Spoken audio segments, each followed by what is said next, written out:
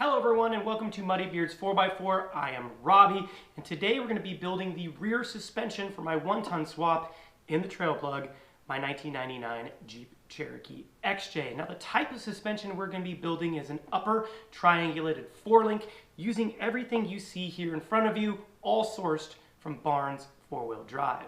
Now this is not a kit, this will be a complete custom build specifically for my application, but everything here is off-the-shelf builder parts from Barnes 4-wheel drive, including these really cool chassis side 4-link brackets. We have the axle side upper control arm and lower control arm brackets. For the joints, we're going to be using these beefy 1.25" chromoly Heim joints all the way around.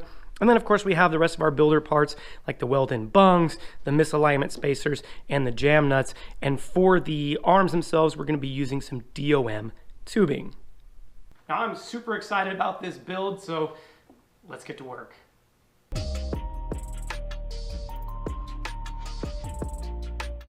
We're going to get started on the chassis side of the vehicle first, and for that we're going to be using this upper triangulated 4-link bracket. And this thing has to be the easiest way to get a 4-link system set up in your vehicle. Now this is a fixed position bracket, which means you will not be able to make those adjustments in your anti-squat, at least on the chassis side. But because of that, they're super compact, which is great for packaging purposes if you don't have a lot of clearance between the frame and the floorboard like I do on the Cherokee. Now that being said, this bracket is designed to fit all of the parameters you want when setting up a 4-link suspension. They still have 3 inches of link separation between the upper and lower, and because the upper link is designed to mount vertically, it allows you to make all the adjustments you need on that upper angle without any clearance issues. Because this thing is designed to wrap around the frame, and I have a unibody vehicle, I need to get underneath the Jeep to figure out where I'm going to mount this and how. Now underneath the Jeep, even though Cherokees are a uniframe vehicle, they do have this uniframe channel that runs the length of the Jeep. And right here, before it curves up towards the rear section of the Jeep, there's this nice square surface that I think is going to be perfect for mounting these brackets. Now for a couple of reasons. One, it's the same on both sides, and right here on the uniframe channel, this is where the factory leaf spring hanger is. So the uniframe channels is reinforced right here, so I know it's going to be nice and strong. Now anybody who's ever welded on these before knows that they're kind of finicky and a little thin. So I think what I'm going to do is create a plate on the top and on the bottom that I can weld to the channel here and even tie it into my existing uniframe stiffeners. And then I can go ahead and weld the bracket straight to that channel, so I know it'll be nice and strong.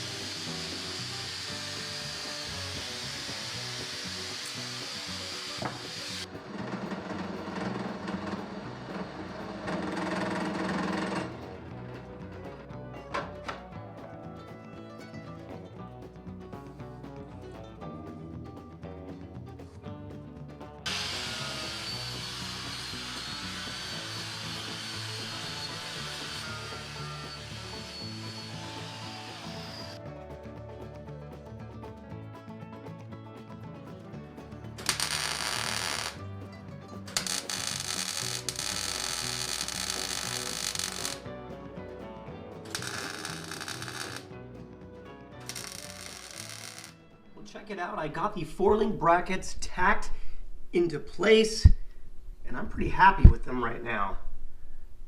So I ended up using a piece of 3x3 angle iron that just wrapped around the uniframe channel just perfectly, drilled some holes so I could do the plug welds, welded the perimeter, and then just tack welded these to here. And I am pretty confident that those are going to be nice and strong. And so now I just got to move on to the next step, which is getting the axle side figured out. When locating your axle underneath your vehicle, there's lots of things to consider, like clearances, tire location, departure angle, amount of stretch, and the list goes on. But the most important thing is to make sure your axle is centered. Thankfully, my buddy Nate from Dirt Lifestyle came over to help me out, and we made some measurements to find the center line of the Jeep and of the axle. Then we went ahead and snapped some lines to have a constant center location, and we set the Jeep up, or the axle up, at ride height and the pinion angle. Mine ended up at 14 degrees. And lastly, using laser tools, we found center and made sure the axle was aligned. With the axle now located and centered underneath the Jeep, it is time to move on to the axle side of this 4-link build. Now this is definitely where some things get pretty detailed, but what I'm going to do is build this thing in the way that the packaging on my XJ allows, and if I need to go back and make some fine-tune adjustments from there, I can. So let's go ahead and get started. I'm going to start here with the lower control arm bracket first, and as you can see, I already have this thing tacked in, and I got a piece of PVC pipe here just for mock-up purposes. Now, these lower brackets, you can mount these things wide. In fact, the wider you are, the more stable the setup is going to be, but obviously not too wide where you're going to interfere with your wheels and tires or backing plates or anything like that. But the rest of the setup, I put this together in a way that the packaging just kind of wanted to go, but there's a few things I can do to adjust this lower bracket, and there's a few things I should think about. Number one is the angle of this lower control arm bracket.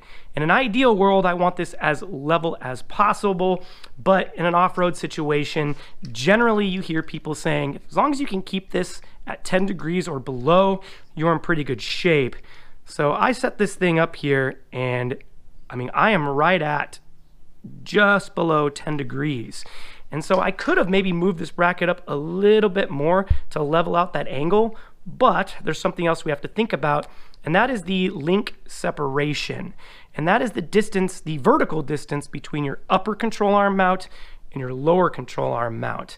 And the greater that distance is, the less stress you're going to put on these brackets. So general rule of thumb is you want about 25% of your overall tire size. I'm running a 40-inch tire, which means I want about 10 inches of link separation between the lower and upper control arm brackets. So I learned this trick from Kelly's video. I'm just going to take this square and line it up with the upper control arm mount.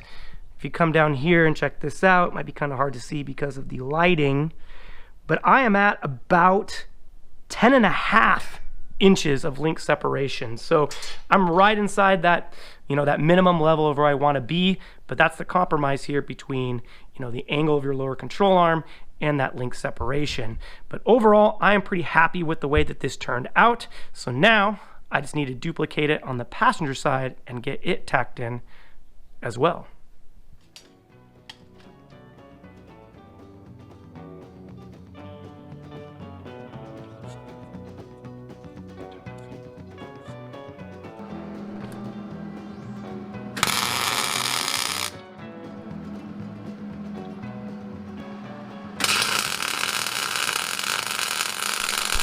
I now have both lower control arm brackets tacked into place, and I am happy with them. So it's time to move on to the upper brackets in this triangulated 4-link. I am using some PVC pipe again for some mock-up purposes. And I am just really happy with these chassis side mounts because they have just made everything so much easier to set up into place. This thing just wanted to package perfectly. Now the biggest thing to consider for your upper control arms is the triangulation angle that your control arms are set at. Now you want about a minimum of 40-degree angle between these two control arms. Now for me, I just have this really basic angle finder, but when I did this, I am actually closer to 55 degrees, which is great.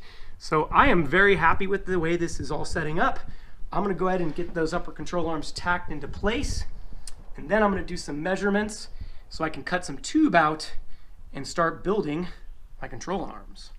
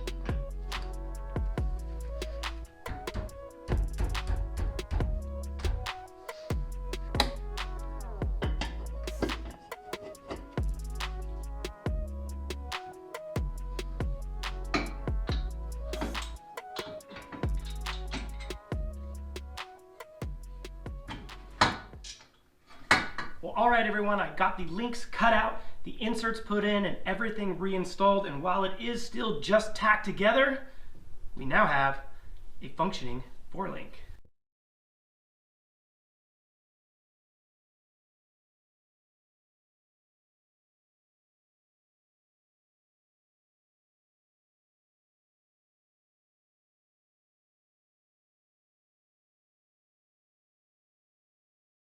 Now I still have a lot of work ahead of me to finish out this suspension. It is just tack welded after all, but I'm also missing a pretty important component of the suspension, and that is the shocks. So I'm thinking I'm gonna go with air shocks. It fits the theme of this build a little bit better. They're a little bit more budget conscious or budget friendly, versus a coilover or an ORI, but it's still gonna take quite a bit of work, including cutting out these rear fenders for clearance and then building some sort of shock hoop so I can attach it to the axle. So I still have a lot of work ahead of me, but what I do have is a designed, built, and functional four-link suspension in the rear of my Jeep. And besides maybe buying an off-the-shelf four-link kit, I don't think this could have been any easier. Those brackets from Barnes 4-wheel drive made it so simple to set up this four-link. It may not be the most fine-tuned race-ready suspension, but it all did package together within those parameters that you shoot for when designing a four-link suspension. So if you would like to get your hands on some of these awesome builder parts from Barnes 4-wheel drive, click the link down in the description below. You'll go to their website. If you use the coupon code MuddyBeards at checkout, you can get 10% off your entire cart. Now, if you like the video, give it a thumbs up. If you want to see future videos on this build, make sure you click the subscribe button. And until next time, we'll see you